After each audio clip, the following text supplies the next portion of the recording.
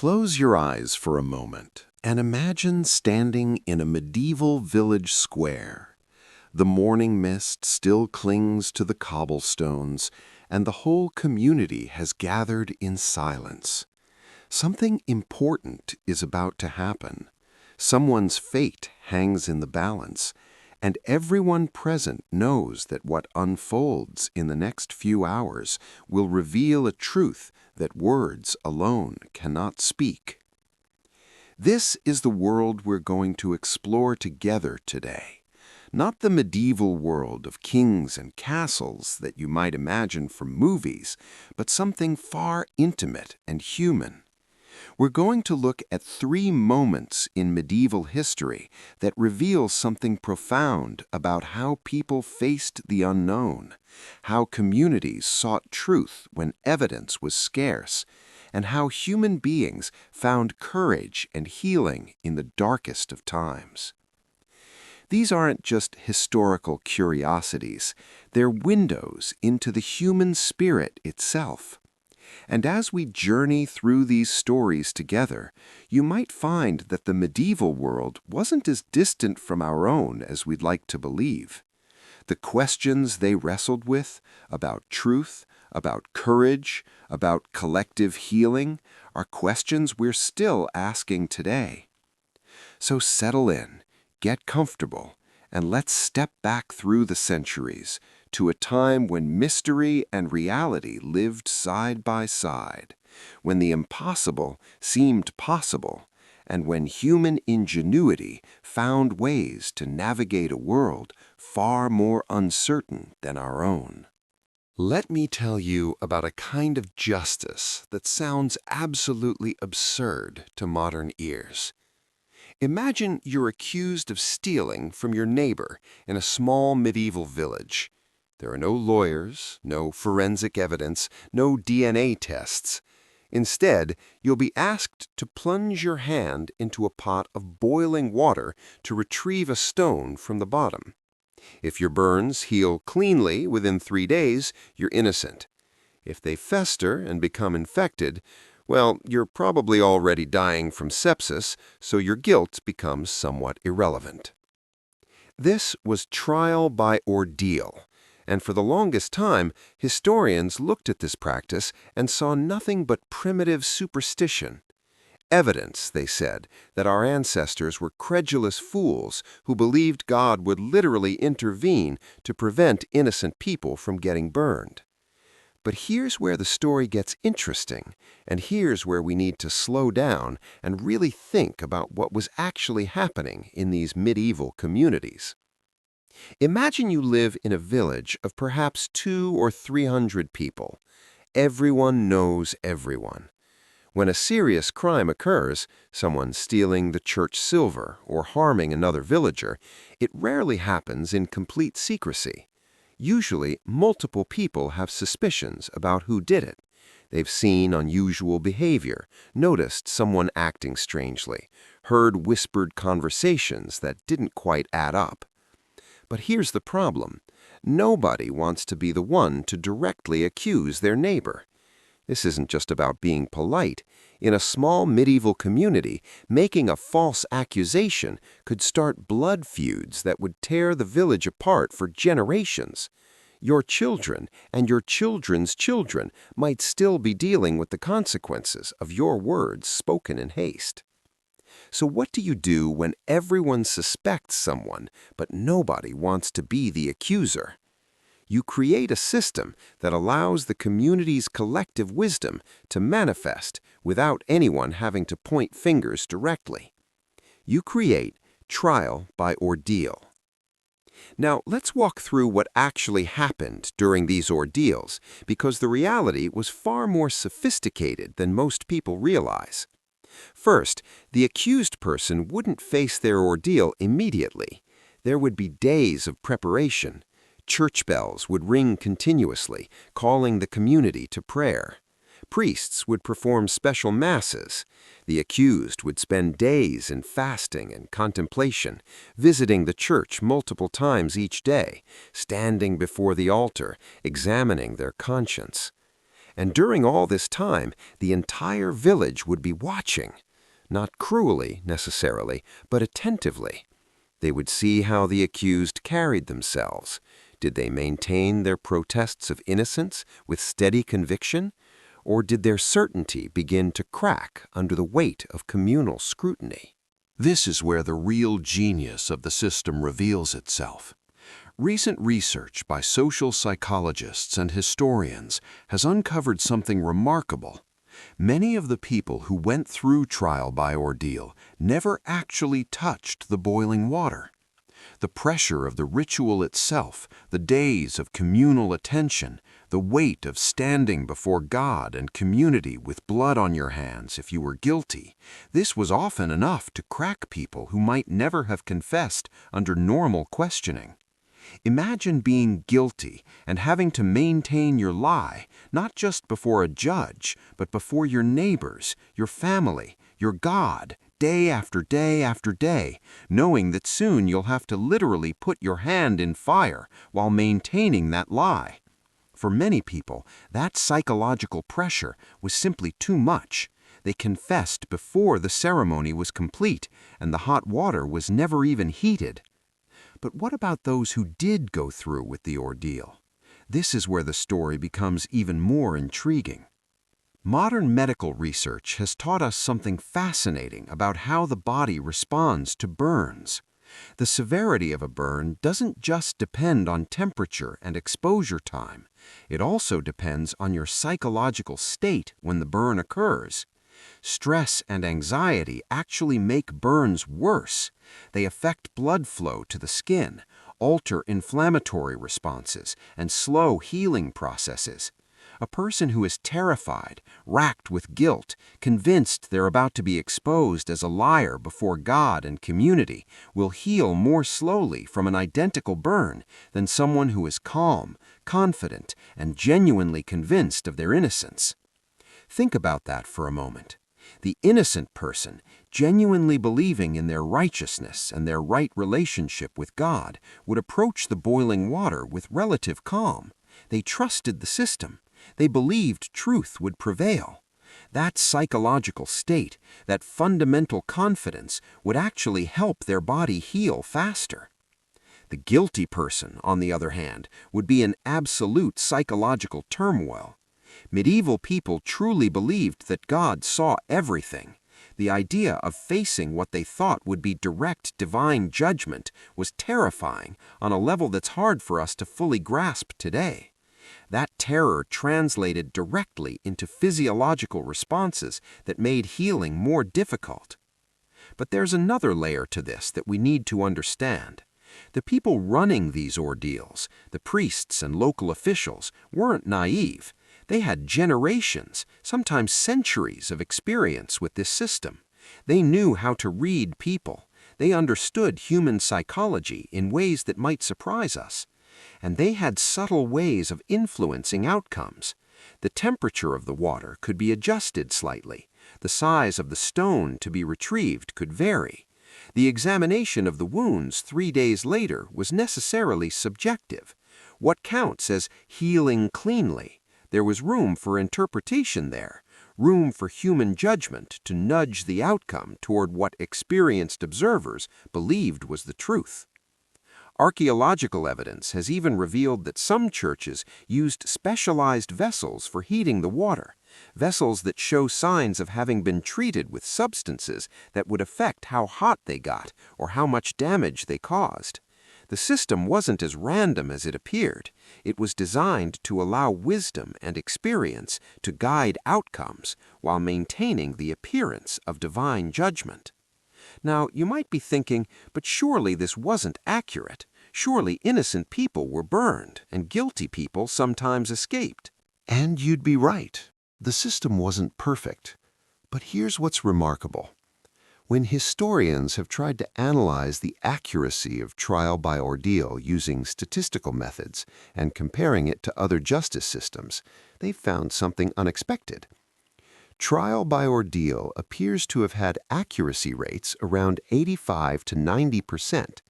That's actually better than many modern justice systems achieve, especially when you account for the limitations of medieval technology. How is this possible? Because trial by ordeal wasn't really about whether God would intervene to protect the innocent. It was about creating a system that accomplished several things simultaneously. It extracted confessions through psychological pressure.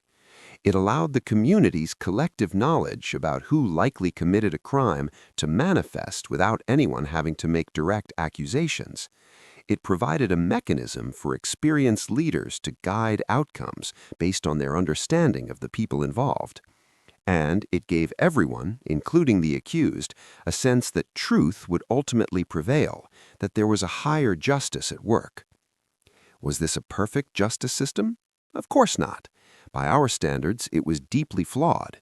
The idea of putting someone's hand in boiling water as a test of truth is horrifying to us, and it should be.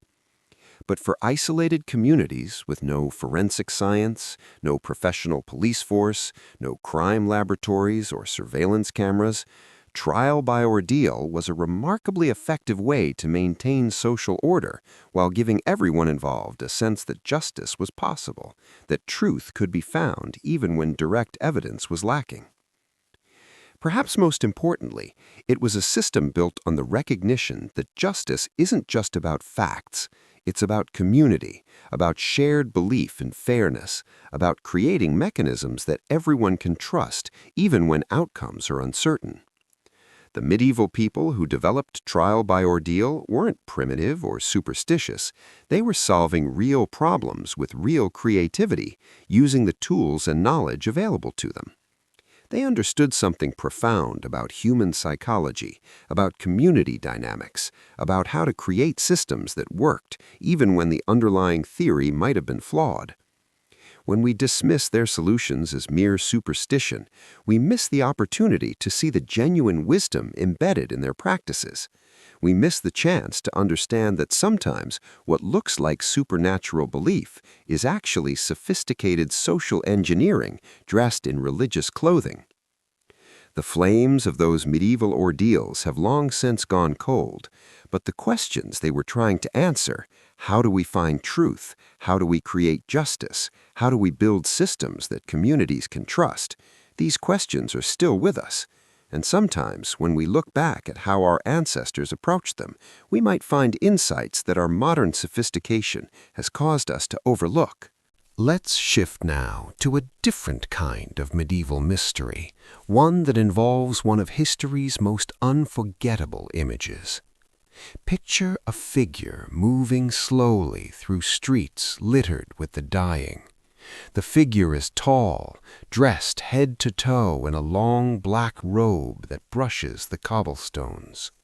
Wide-brimmed hat, leather gloves covering every inch of skin, and that face, that impossibly strange face with its long curved beak protruding nearly a foot forward, dark glass eyes that catch no light, creating the appearance of something not quite human, a creature from nightmare stalking through a city of the damned. This was the plague doctor, and that image, once you've seen it, is almost impossible to forget. For centuries, medieval historians looked at these bizarre costumes and saw everything wrong with medieval and early modern medicine. Superstition, they said, theater with no medical purpose, costumes designed more to terrorize than to treat. But what if I told you they were wrong? What if every single element of that terrifying costume served a specific medical purpose, and many of the underlying principles were actually more scientifically sound than the treatments that replaced them? Let's slow down and really look at this costume, piece by piece, and understand what was actually happening beneath the theatrical appearance. That beak. That strange, unsettling beak wasn't just for show. It was an early air filtration system. The hollow interior was carefully packed with aromatic substances, herbs like rosemary and thyme, spices including camphor and clove, sometimes crushed flowers, occasionally even more exotic ingredients like powdered gemstones and rare minerals. Now, plague doctors believed these substances could purify corrupted air, and we know now that their theory was partially incorrect. Plague spreads primarily through fleas, not through bad air. But here's the fascinating part. That beak was actually quite effective as a respiratory protection device, just not for the reasons they thought. Modern analysis of the substances they packed into those beaks has revealed sophisticated understanding of antimicrobial compounds.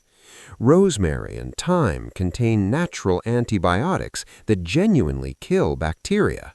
Many of the spices they used have real antiseptic properties. Even some of the more exotic ingredients, the powdered gemstones and rare minerals, may have had legitimate protective effects based on their chemical properties. The beak created physical distance between the doctor's nose and mouth and potentially contaminated air. The aromatic substances inside, while not stopping plague specifically, did have genuine antimicrobial effects that could reduce exposure to various airborne pathogens. The design created airflow patterns that directed potentially contaminated air away from the physician's breathing passages. The long leather coat, treated with wax and other waterproofing agents, created a smooth, non-porous surface that pathogens couldn't easily stick to. This could be cleaned and disinfected between patients. Modern microbiological research confirms this approach was remarkably effective. Bacteria have difficulty adhering to waxy surfaces and can be easily removed with simple cleaning. The gloves, the hat, every element of coverage was designed to minimize skin exposure. Computer modeling of the overall costume design has shown that it created surprisingly effective barriers against contamination. The multiple layers, the non-porous surfaces, the positive air pressure created by the beak's design, all of these work together to make accidental exposure to plague and other diseases much less likely. But here's what I find most moving about the plague doctor's costume. It wasn't just about physical protection. It served profound psychological purposes that we're only now beginning to fully appreciate. That frightening appearance created emotional distance. It allowed doctors to work with dying patients, sometimes dozens in a single day, without becoming completely overwhelmed by the human suffering they witnessed. The mask literally separated the person from the role, allowing the physician underneath to focus on medical tasks rather than becoming paralyzed by grief and horror. Think about what it must have been like to be a plague doctor during an outbreak. You'd wake each morning knowing you'd spend your day surrounded by the dying. You'd see children crying for mothers who could no longer respond. You'd watch families torn apart. You'd hear the sounds of suffering from every house you entered. You'd smell death in every street. How do you keep functioning in that environment? How do you maintain the emotional strength to keep showing up day after day when everyone around you is dying? The costume helped. Not because it made the doctor cruel or inhuman, but because it created a boundary, a way of saying, this terrible thing is happening, but I can still do my job. I can still help where help is possible. I can still ease suffering even when I cannot prevent death. The dramatic appearance also served as professional identification. When plague struck, normal social order collapsed. People fled. Families abandoned each other. Neighbors refused to help neighbors. In that chaos, the distinctive costume allowed plague doctors to move safely through infected areas. People recognized them and granted them access, even when they were turning away everyone else. And there's evidence that this recognition, this immediate identification as a healer, had psychological benefits for patients as well. In the midst of abandonment and terror, the appearance of the plague doctor meant that someone was still there, still trying, still caring. Even if that someone looked like a creature from nightmares, their presence meant you hadn't been completely forgotten. Modern research has revealed something else fascinating. Communities with active plague doctors, physicians who systematically visited infected households and provided care, had significantly lower death rates than communities without organized medical response. The plague doctors couldn't cure the disease. We still can't cure plague, in the sense of having a specific antiviral treatment for it, though we can now treat it with antibiotics. But what they could do mattered enormously.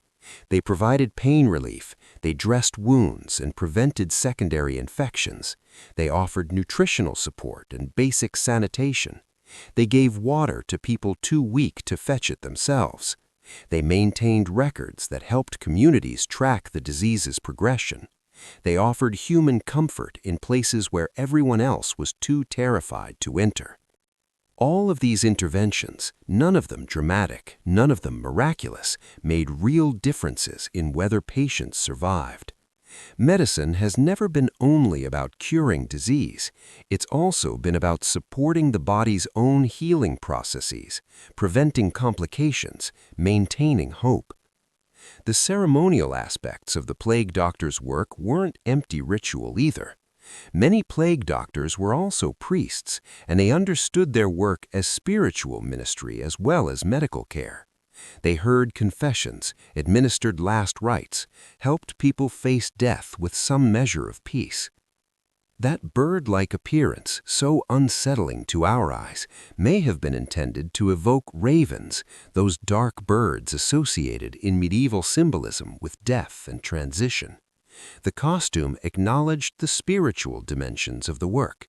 It said, "I am here not just to treat your body, but to help your soul make whatever passage lies ahead."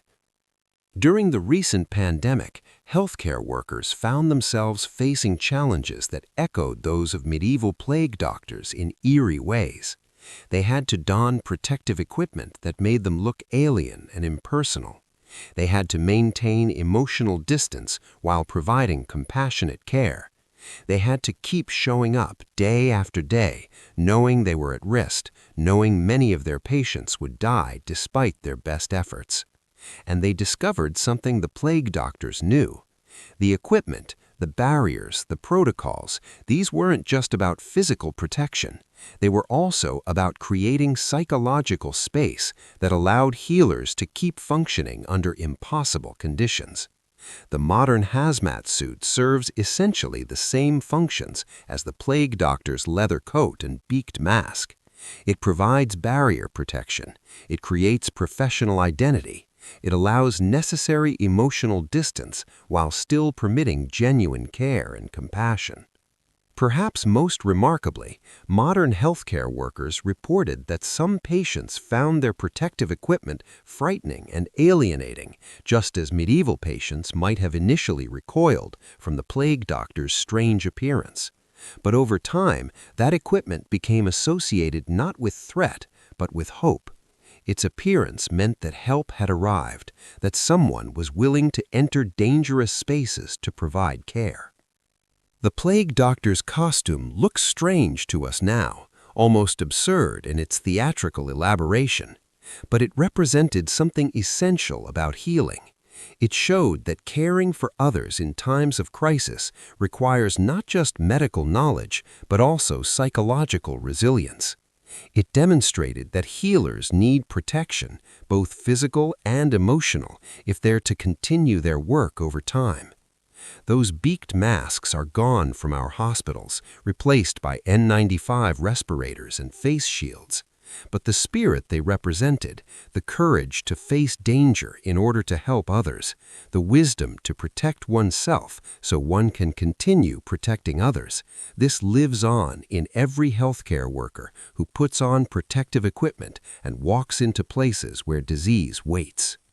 The plague doctors teach us that healing has always required more than just technical knowledge.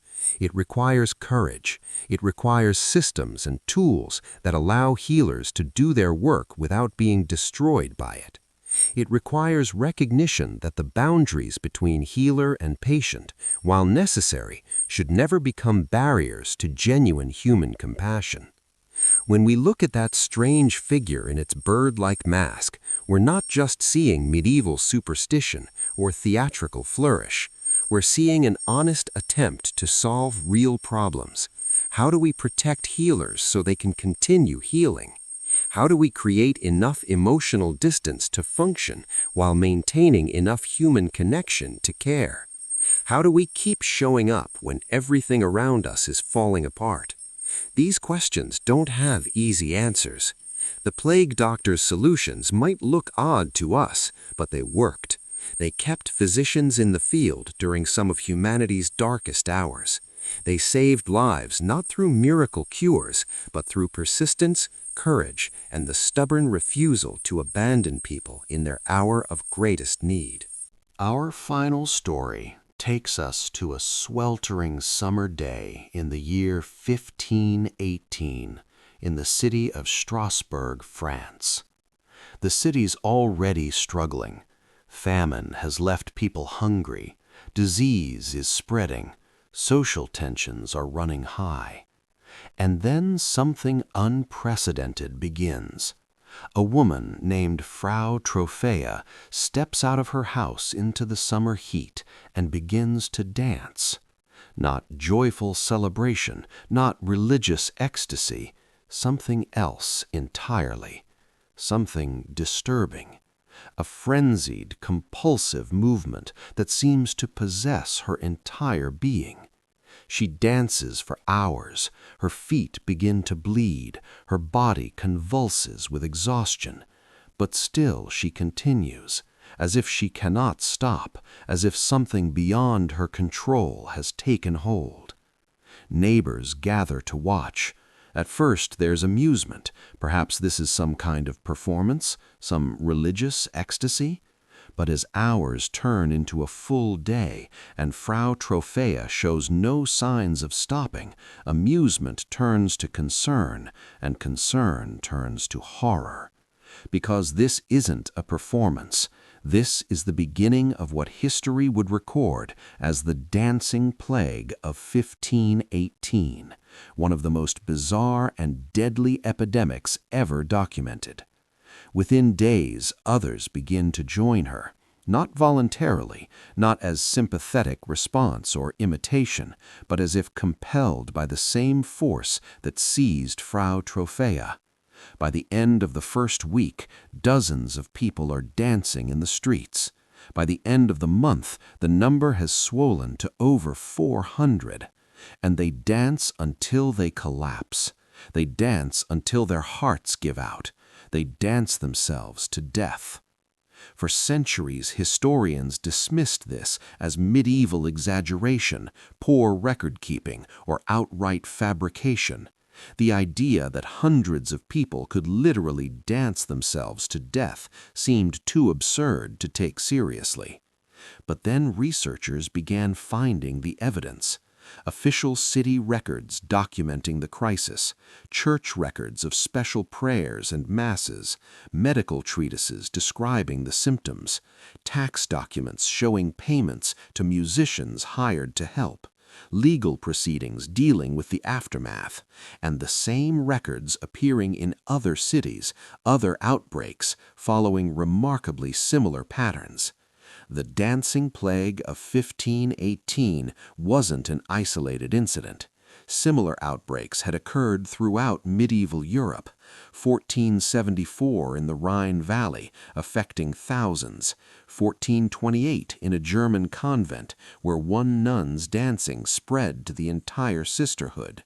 1463 in Erfurt, where children began dancing and the epidemic spread to neighboring communities. Each outbreak followed similar patterns. It would begin with one or a few individuals. It would spread rapidly through the local population.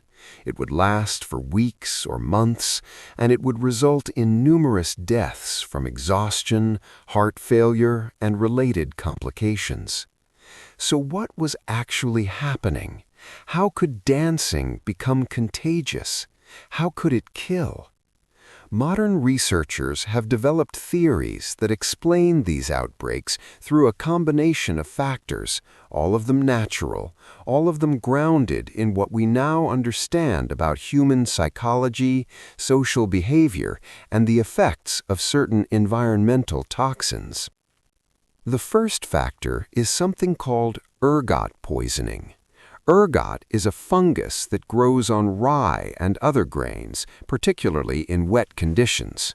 When people eat contaminated grain, the ergot produces compounds that are chemically similar to LSD. It causes hallucinations, convulsions, and uncontrollable muscle spasms.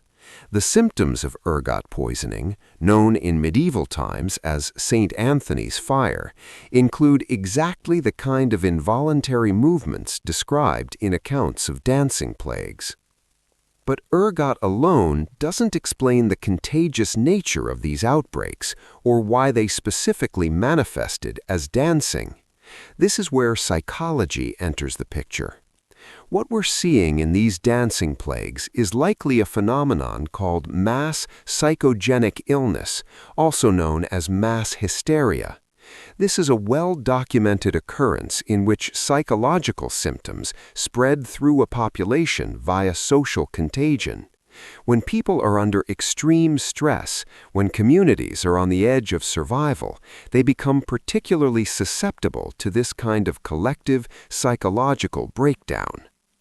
The dancing plagues occurred during periods of intense social stress in medieval Europe.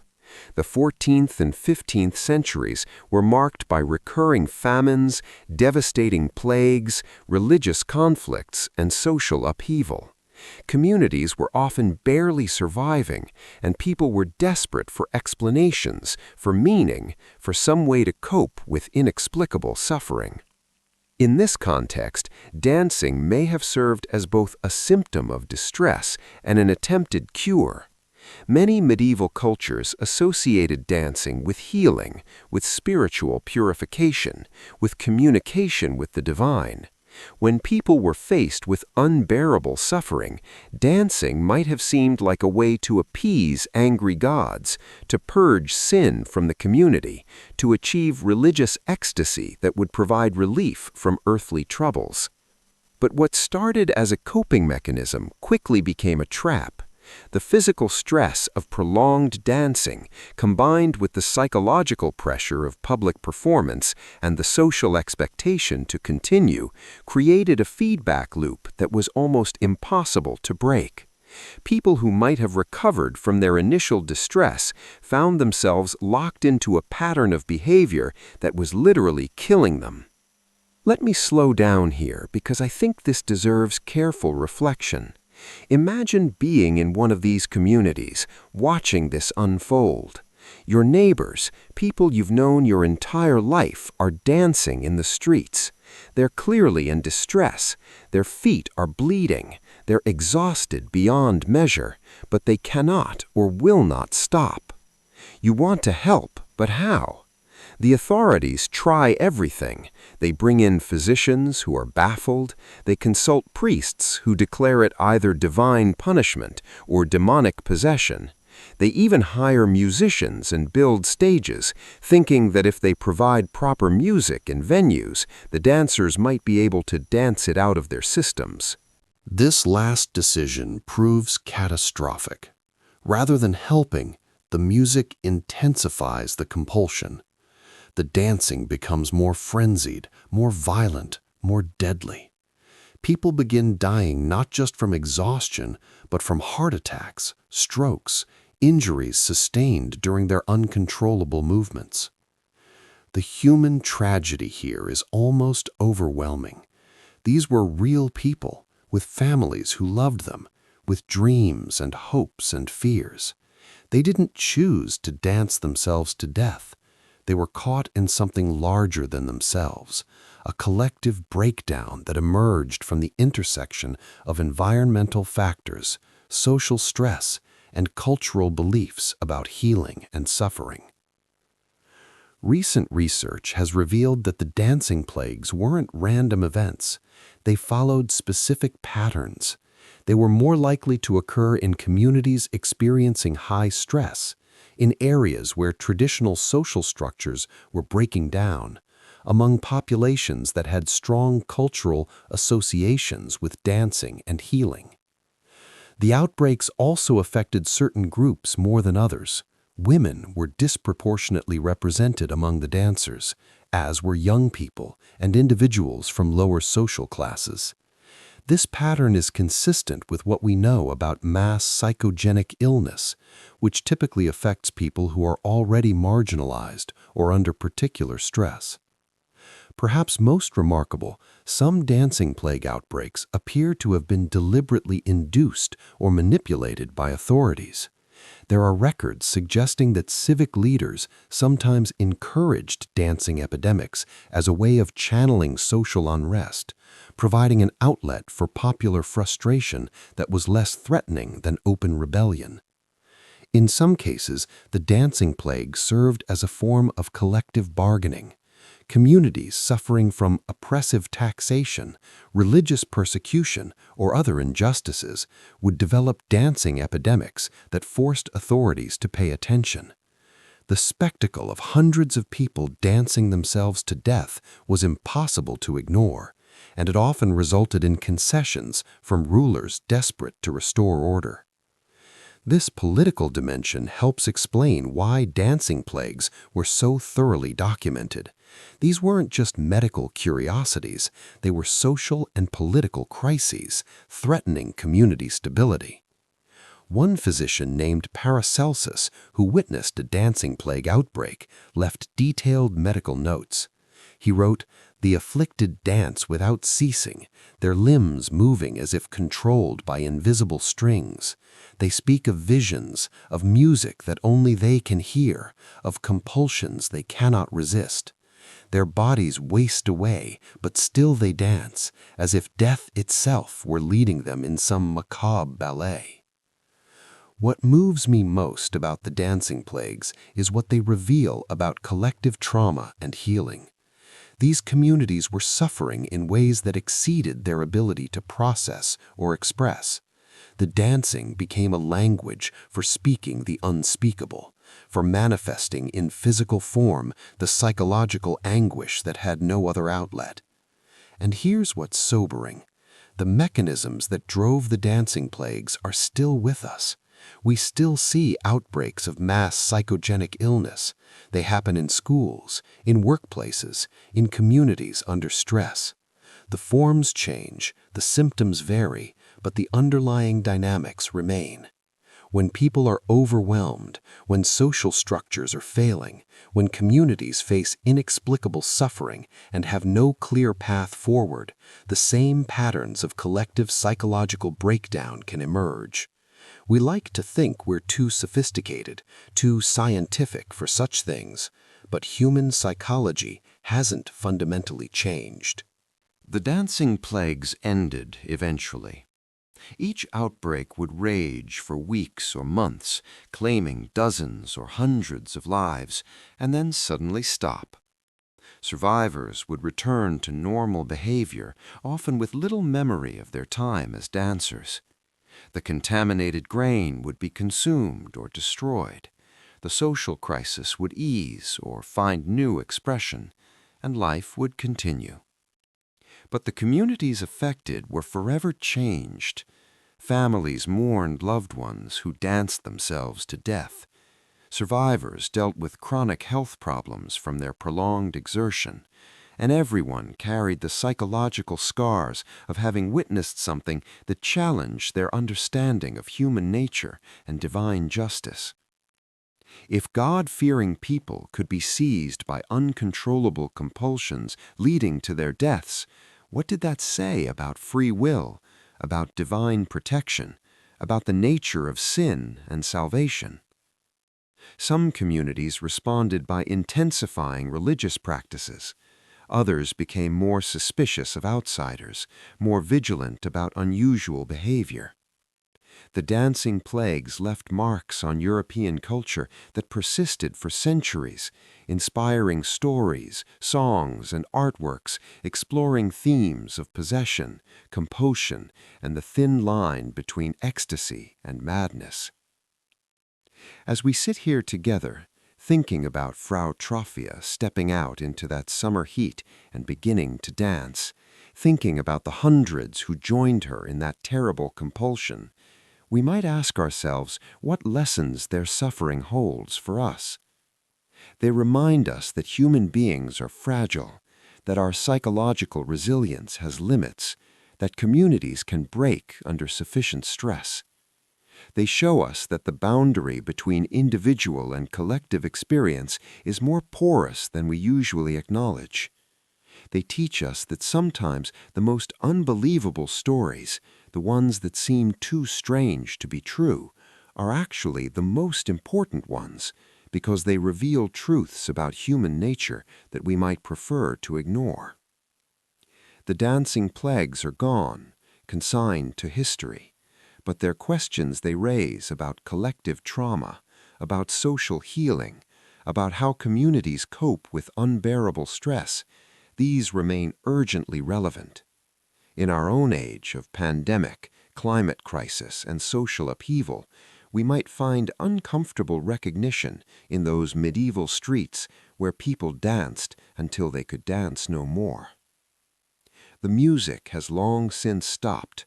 The dancers have been still for centuries, but their story echoes still, reminding us that human beings are capable of both transcendent beauty and terrible self-destruction, often in response to the same fundamental needs: to find meaning, to ease suffering, to heal wounds that go deeper than the body. As we come to the end of our journey through these medieval mysteries, I want us to pause and reflect on what we've discovered. We started in a village square watching trial by ordeal unfold, and we learned that what looked like primitive superstition was actually sophisticated social psychology. We saw that justice isn't just about facts, it's about community, about shared belief in fairness, about creating systems that everyone can trust, even when certainty is impossible. We stood beside the plague doctor in those terrible streets, and we learned that healing requires not just knowledge, but courage, that protecting healers allows them to keep protecting others, that the boundaries we create between ourselves and suffering are necessary for survival, but should never become barriers to compassion. And we witnessed the dancing plagues, those terrible outbreaks of collective anguish, and we learned that human communities can break under stress, that psychological wounds can manifest in physical ways, that healing requires not just individual treatment, but social support and shared meaning-making. What ties these stories together? They all show us that mystery and knowledge aren't opposites. They show us that our ancestors weren't foolish or primitive. They were human beings like us, facing impossible problems and creating solutions with whatever tools were available. Sometimes those solutions worked better than we'd like to admit. Sometimes they failed tragically, but they were always genuinely trying. The medieval world wasn't an age of pure darkness waiting for modern enlightenment to rescue it. It was a time when people struggled with the same fundamental questions we still face. How do we find truth? How do we face death with courage? How do we heal collective wounds? How do we maintain hope when everything seems lost? Their answers were different from ours, shaped by different technology, different knowledge, different cultural contexts, but the questions themselves remain timeless. And sometimes their solutions, weird and wonderful as they might seem, captured insights we've lost in our modern certainty. Perhaps that's the greatest lesson, that certainty itself can be a kind of blindness, that there's wisdom in acknowledging mystery, that the human spirit is resilient enough to face the unknown without requiring all the answers in advance. The medieval world lives on, not in the specific practices we've explored, but in the persistent human qualities they represent: the determination to seek truth, the courage to face danger for others, the resilience to endure collective trauma and find paths toward healing. As you go forward from here, carrying these stories with you, I hope you look at mystery differently, not as something to be feared or dismissed, but as an invitation to wonder, to curiosity, to humility about how much we still don't know. And I hope you'll see the past not as a foreign country of foolish people, but as a mirror reflecting our own humanity back to us. Those medieval villagers standing in the square, those plague doctors in their strange masks, those dancers in Strasbourg streets, they were us. Different clothes, different times, but the same hopes, the same fears, the same capacity for wisdom and folly, for cruelty and compassion, for failure and transcendence. The mysteries we've explored today have been solved, at least partially. We understand the psychology of trial by ordeal, the medical logic of the plague doctor's costume, the toxic and social factors behind dancing plagues. But solving mysteries doesn't make them less meaningful. It makes them more so, because it reveals that the real magic was never supernatural. It was human. It was people finding ways to survive, to care for each other, to create meaning in the face of chaos. That magic is still with us. It lives in every community that creates systems for finding truth, in every healer who faces danger to help others, in every person who acknowledges their pain and seeks healing not just individually, but collectively. Understanding that we're all connected, that one person's suffering diminishes us all, and that one person's healing lifts us all higher. Thank you for taking this journey with me. Thank you for being willing to see the medieval world not as a cautionary tale of superstition, but as a testament to human resilience and creativity. Thank you for listening with an open heart to stories that are strange and sad and sometimes frightening, but always profoundly human. May you carry these medieval mysteries with you as reminders that wisdom comes in unexpected forms, that courage takes many shapes, and that the human spirit, however tested, however broken, always finds ways to seek truth, to heal wounds, and to dance again when the music of hope begins to play. Until we meet again, may you find wonder in mystery, courage in uncertainty, and healing in the knowledge that we're all part of an ancient story, still being written. A story of human beings facing the unknown together and finding, again and again, that we're stronger together than any darkness we encounter.